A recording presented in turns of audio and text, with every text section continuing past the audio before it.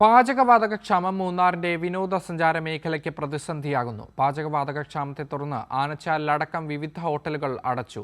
നിലവിലെ സ്ഥിതി തുടർന്നാൽ വരും ദിവസങ്ങളിൽ മറ്റു ഹോട്ടലുകളും അടച്ചിടേണ്ടി വരുമെന്ന് കടയുടമകൾ പറയുന്നു. തുറന്നു പ്രവർത്തിക്കുന്ന പല ഹോട്ടലുകളും വിഭവങ്ങളുടെ എണ്ണവും ചുരുക്കി. അമേരിക്ക ഇറാൻ യുദ്ധത്തെ തുടർന്നുണ്ടായ പാചകവാതകക്ഷാമം മൂന്നാറിന്റെ വിനോദസഞ്ചാര മേഖലയ്ക്കും പ്രതിസന്ധിയാവുകയാണ്. ഹോട്ടലുകളെയാണ് ക്ഷാമം പ്രതികൂലമായി ബാധിച്ചിട്ടുള്ളത്. പാചകവാതകമില്ലാതായതോടെ ആനച്ചാലിലടക്കം വിവിധ ഹോട്ടലുകൾ അടച്ചു. നിലവിലെ സ്ഥിതി തുടർന്നാൽ വരും ദിവസങ്ങളിൽ മറ്റു ഹോട്ടലുകളും അടച്ചിടേണ്ടി വരുമെന്ന് കട ഉടമകൾ പറയുന്നു.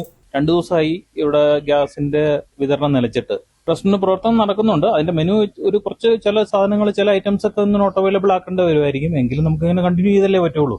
കാരണം ഇത്രയും ആൾക്കാർ ജോലി ചെയ്യുന്ന ഒരു സ്ഥാപനമാണ്. നമുക്ക് അടച്ചിടാനൊന്നും പറ്റത്തില്ല. ഇത്രയും ആൾക്കാരെ അഫക്ട് ചെയ്യുന്നതാണ്. എല്ലാ ഹോട്ടലുകളും അടച്ചുകൊണ്ടിരിക്കുകയാണ്. ഇപ്പൊ ഞങ്ങൾക്ക് ഇന്നൊരു ദിവസം കൂടെ മാത്രമേ ഓടുള്ളൂ. ഇനിയിപ്പോ നിലവിൽ അടച്ചിടാന്നുള്ള ഒരു ഇതല്ലാതെ വേറെ മാർഗങ്ങളൊന്നുമില്ല.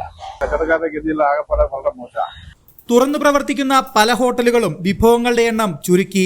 ചില ഹോട്ടലുകളിൽ ഉച്ചയൂണ് മാത്രമാണ് ലഭിക്കുന്നത്. അൽഫാം, ഷവർമ പോലുള്ള വേവ് കൂടിയ വിഭവങ്ങൾ പാടെ നിർത്തലാക്കി.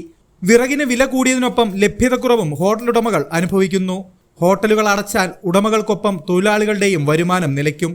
ഭക്ഷണാവശ്യങ്ങൾക്കായി ഹോട്ടലുകളെ മാത്രം ആശ്രയിക്കുന്നവരും പ്രതിസന്ധിയിലാകും. നിലവിൽ മൂന്നാറിലേക്കെത്തുന്ന സഞ്ചാരികളുടെ എണ്ണം ഇപ്പോൾ കുറവാണ്. എന്നാൽ ഏപ്രിൽ മാസം മുതൽ മൂന്നാറിൽ സഞ്ചാരികളുടെ തിരക്ക് ആരംഭിക്കും.